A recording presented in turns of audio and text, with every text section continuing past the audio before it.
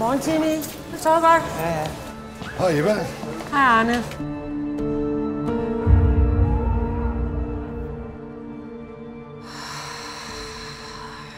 Okay, stop.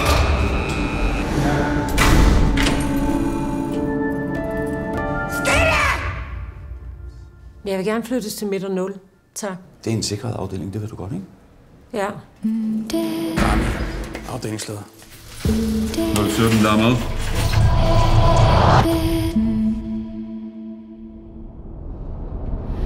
Hvad fanden skal du ind hos 017? Du er udmærket klar over, at vi aldrig går ind til en fange alene, eller hvad?